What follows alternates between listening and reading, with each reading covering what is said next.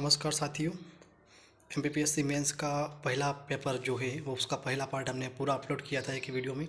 जो second part है उसको हम सिविल अड्डा पर आपके लिए अपलोड कर रहे हैं, जिसमें 3 नंबर के जो प्रश्न थे वो अपलोड कर दिए गए हैं और 6 नंबर के प्रश्नों को अपलोड करने वाले हैं। तो देखते हैं 6 नंबर में किस प्रकार से क्वेश्चन पूछे गए हैं और 6 नंबर में किस प्रकार से क्वेश्चन हम लिख सकते हैं।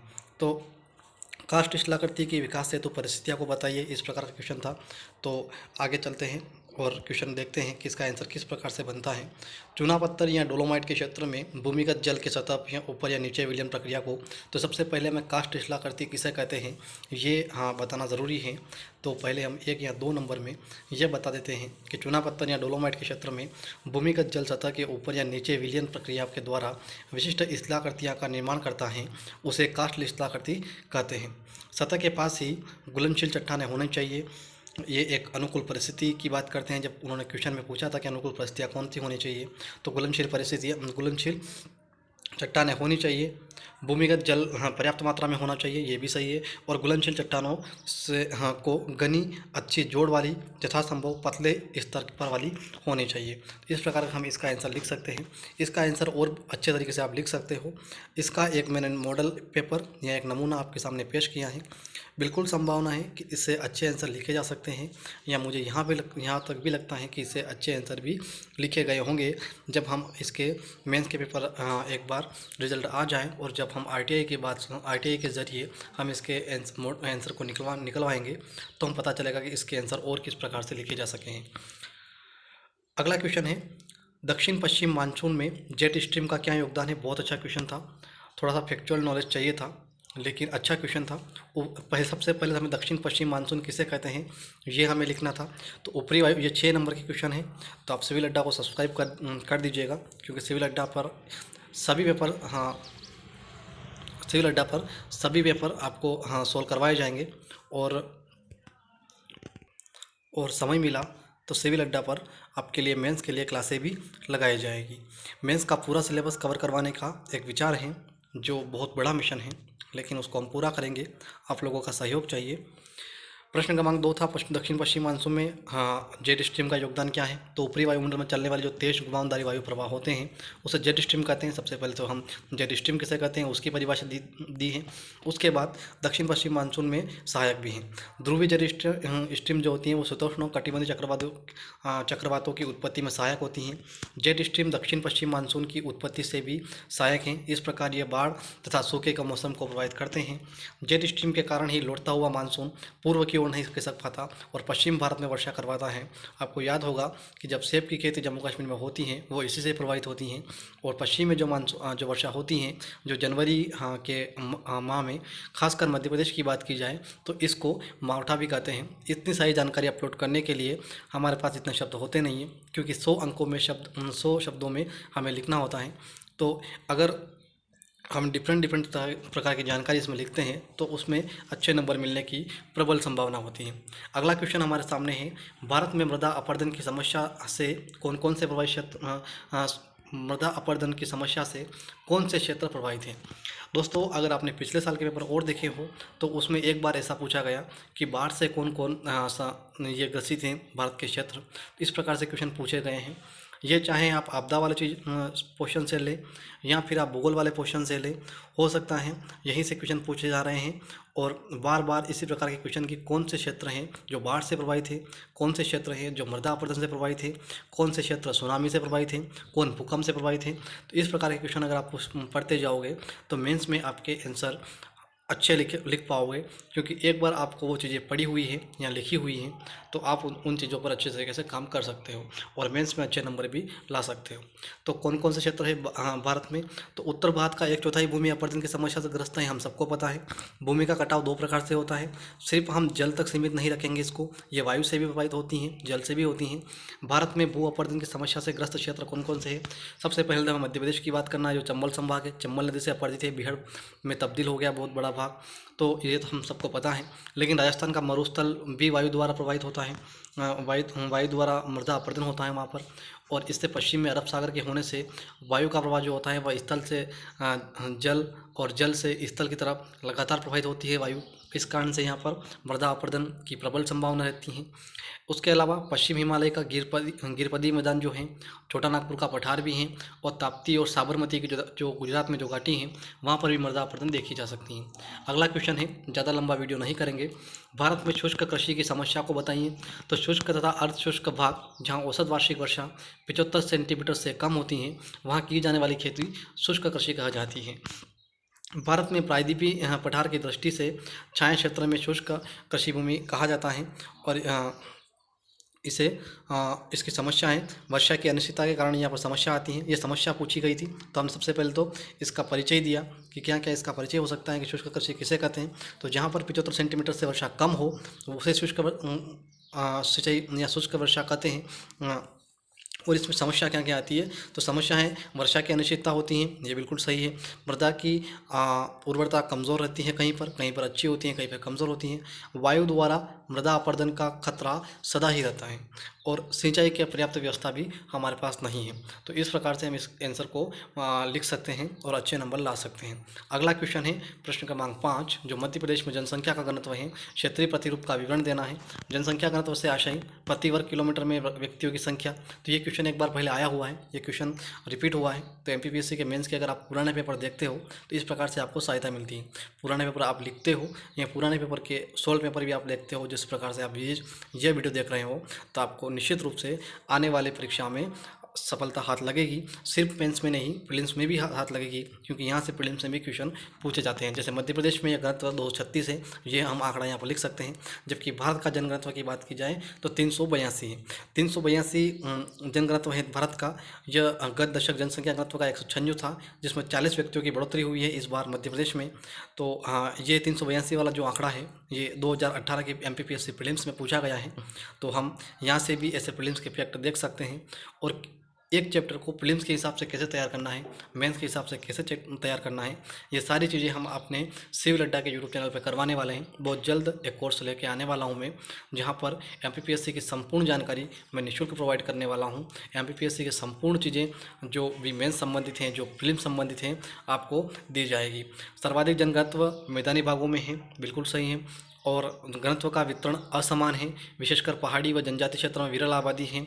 और राज्य के 5 जिले भोपाल, इंदौर, जबलपुर, मुरैना और ग्वालियर, ये फैक्ट हैं। ये फैक्ट अगर आप लिखते हो तो अच्छे नंबर मिलते हैं। इनका जो जनघनत्व है वो भारत से भी अधिक है, और भारत का कितना है, 382 है, यानी कि इनका जनघनत्व 382 से भी अधिक है। असहजता थोड़ी सी रहती है वीडियो में, क्योंकि मैं इस प्रकार से स्क्रीन पर काम पहली बार कर रहा हूँ। इससे पहले मुझे इस प्रकार का अवसर नहीं मिला है, तो आप थोड़ा सा एडजस्ट कर लीजिएगा और वीडियो को लगातार शेयर करिए, ताकि ये जानकारी बहुत लोगों तक पहुँचे और ये सिविल अड्डा का परिवार बढ़ता जाए।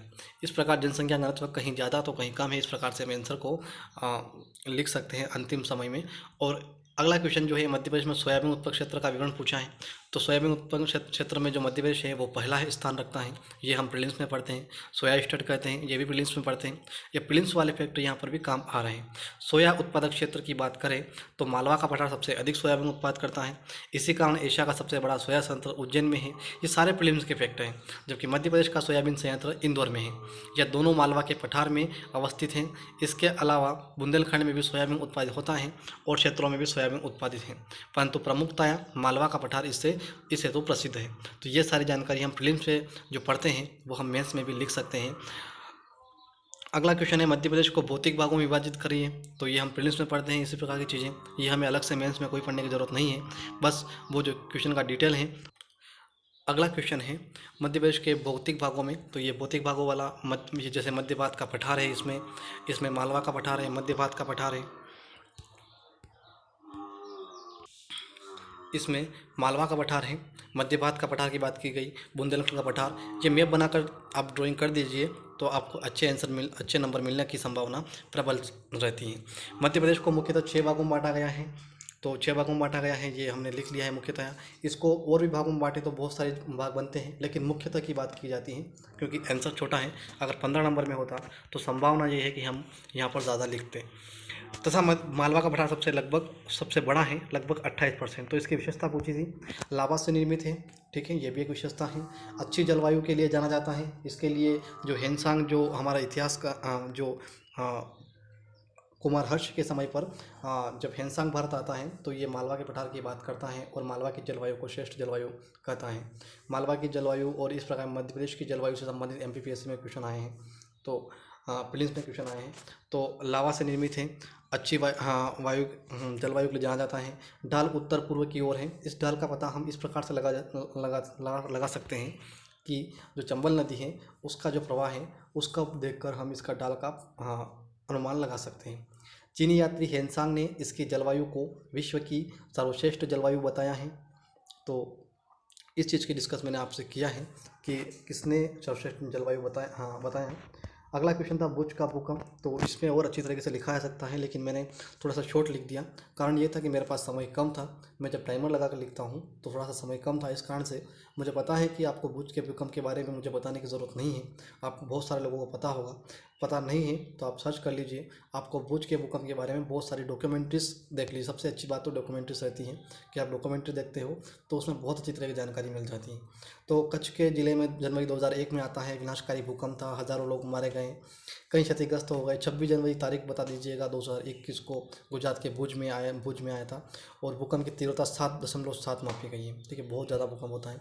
इससे पूरा शहर मानो मलबे में ढेर हो गया और गुजरात के में साल 2001 में भूकंप काफ़ी विनाशकारी था। इस भूकंप के कारण बहुत बड़े स्तर की जनधन हानि होती है।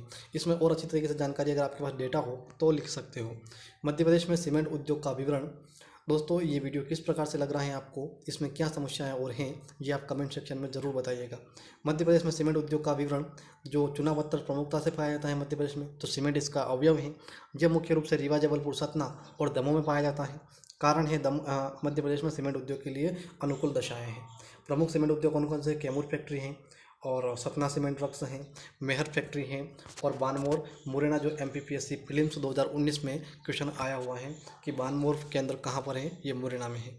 तो ये भी आपको देखते चलना है कि प्रीलिम्स के लिए आपके लिए क्या उपयोगी है, क्योंकि प्रीलिम्स भी वो एग्ज़ाम है जो आपके लिए मेंस के लिए दरवाजे खोलती हैं, और मेंस वो एग्ज़ाम है जो आपको किस लेवल का अधिकारी बनना है ये मेंस हमें बताती हैं। ये मेंस तय करती हैं कि हम किस लेवल के अधिकारी हैं। उत्तर भारत में व दक्षिण भारत में अफवाह तंत्र की तुलना के क्वेश्चन था, 15 नंबर में था, 250 अंकों में पूछा जाता है। तो उत्तर भारत की प्रमुखतया जो नदी हैं अफवाह तंत्र बनाती हैं, उसमें गंगा यमुना महत्वपूर्ण है, जबकि दक्षिण भारत में गोदावरी, कृष्णा, कावेरी का स्थान महत्वपूर्ण है। उत्तर भारत की नदियाँ सदा नीरा हैं, हम जानते हैं, लेकिन दक्षिण भारत में सदा नीरा नहीं है, ये मौसमी नदियाँ हैं। उत्तर भारत की सभी नदियाँ हिमालय या ग्लेशियर से निकलती हैं, ये भी हम जानते हैं, लेकिन दक्षिण भारत की नदियाँ मौसम पर निर्भर करती हैं, यहाँ पर कोई ग्लेशियर नहीं है। उत्तर भारत की समस्त नदियाँ बंगाल की खाड़ी में गिरती हैं, जबकि दक्षिण भारत में कुछ नदियाँ जो है अरब सागर में गिरती हैं और कुछ गिरती हैं बंगाल की खाड़ी में। तो इस प्रकार से हम इसका आंसर लिख सकते हैं। उत्तर भारत की नदियों द्वारा बनाया गया अफवाह तंत्र उपजाऊ बहुत ज़्यादा है, जैसे आपको गंगा यमुना का दोआब देखा हो। दक्षिण भारत का अफवाह तंत्र कम उपजाऊ है, थोड़ा सा है उपजाऊ, लेकिन इतना नहीं है जितना उत्तर भारत का अफवाह तंत्र में भूमि उपजाऊ है। उत्तर भारत में नदी जल विवाद की समस्या कम है, थोड़ी सी मिलती थे, ऐसा नहीं है, लेकिन जल्दी निपटारा भी हो जाता है। हाँ, जैसे उत्तर प्रदेश और मध्य प्रदेश के बीच में हुआ था, बिहार और उत्तर प्रदेश के बीच में हुआ था, लेकिन इतना बड़े स्तर पे नहीं है। आर्टिकल 262 संविधान का इसके बारे में जिक्र भी करता है। उत्तर भारत में नदी जल विवाद कम है, लेकिन दक्षिण भारत में हम देखते हैं जैसे कृष्णा गोदावरी विवाद, कृष्णा विवाद, ये कर्नाटक के बीच में, तमिलनाडु के बीच में, और इसमें समय समय पर बहुत सारी समितियाँ बनती हैं। थोड़ी सी आवाज़ जो सड़क के किनारे जो घर हैं, इस कारण से आपको दिख रही होगी, लेकिन इसके लिए मैं आपसे क्षमा चाहता हूँ। और आगे बढ़ते हैं। इस प्रकार दक्षिण भारत और उत्तर भारत के अफवाह तंत्र में बहुत कुछ असमानताएं हैं, किंतु कुछ समानताएं भी हैं। इस प्रकार से हम आंसर सबमिट कर सकते हैं, लेकिन इससे अच्छा आंसर लिखा जा सकता है। मैं पूर्ण बोल रहा हूँ कि इससे ये बिल्कुल सही आंसर एक तरह से 100% नहीं माना जा सकता, इससे सही हो सकता है अगर आप कोशिश करें तो। मध्य प्रदेश में कृषि आधारित उद्योग का विवरण कीजिए, ये 15 नंबर का क्वेश्चन था। मध्य प्रदेश में कृषि आधारित उद्योग कृषि क्षेत्र द्वारा उत्पादित कच्चे माल पर निर्भर है। औद्योगिक उत्पादन में कृषि क्षेत्र का महत्वपूर्ण योगदान है, ये हम जानते हैं, जो राज्य में रोजगार का सबसे बड़ा साधन है।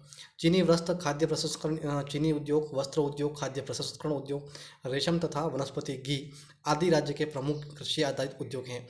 चीनी उद्योग देश का दूसरा सबसे बड़ा कृषि आधारित उद्योग है जो कच्चे माल पर निर्भर है, और मध्य प्रदेश में चीनी मिल जावरा में 1934 में लगी थी। वर्तमान में मध्य प्रदेश में लगभग 26 चीनी मिल हैं। सूती वस्त्र उद्योग, क्योंकि 15 नंबर का क्वेश्चन है तो बहुत सारा हम लिख सकते हैं। सूती वस्त्र उद्योग के बारे में लिख दिया हमने कि सूती उत्पादन में राज्य का देश में तीसरा स्थान है।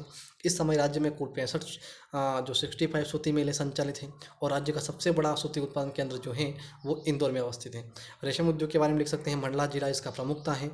और मध्य प्रदेश के वर्धा और पूर्णा नदी घाटी, जो वर्धा और पूर्णा नदी जो घाटी हैं वो रेशम की खेती की जाती है। अगर दोस्तों आपने वर्धा और पूर्णा नदी के बारे में पढ़ा है तो ये किस नदी में जाकर मिलती हैं, कृपया हमें कमेंट सेक्शन में ज़रूर बताएं।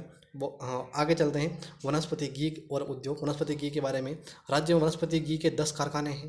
पर्याप्त रूप से मूंगफली, बिनोला, सोयाबीन तिल और आदि की उपलब्धता पाई जाती है। इस प्रकार मध्य प्रदेश के कृषि आधारित उद्योग की भरमार है तथा कृषि यहाँ की मुख्य व्यवसाय भी है।